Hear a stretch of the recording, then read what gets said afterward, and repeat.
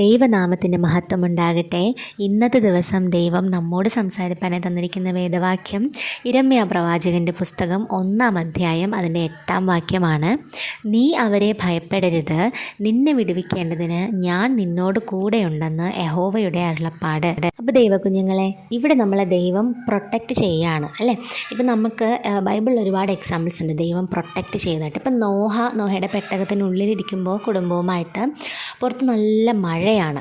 അപ്പം ലോകത്തിലുള്ള എല്ലാവരും നശിച്ചു പോയി, അവിടുത്തെ എല്ലാ ആൾക്കാരും നശിച്ചു പോയി. പക്ഷേ നോഹേനെ ദൈവം അത്രയും സേഫായിട്ട് വച്ചിരുന്നു അല്ലേ.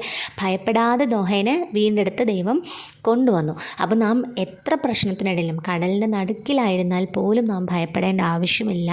അപ്പം ഞാനിങ്ങനെ ഉദ്ദേശിക്കുന്നത് ഈ അവരെന്നൊക്കെ ഇവിടെ ബൈബിളിൽ പറഞ്ഞിട്ടുള്ളത് മനുഷ്യന്മാരെ മാത്രമല്ല, ലോകത്തിൽ നമുക്ക് വരുന്ന പല പ്രശ്നങ്ങളെയാണ് ഉദ്ദേശിക്കുന്നത്. എന്ത് പ്രശ്നം വന്നാലും ഭയപ്പെടാതെ ഇരിക്കാൻ നാം പഠിക്കണം.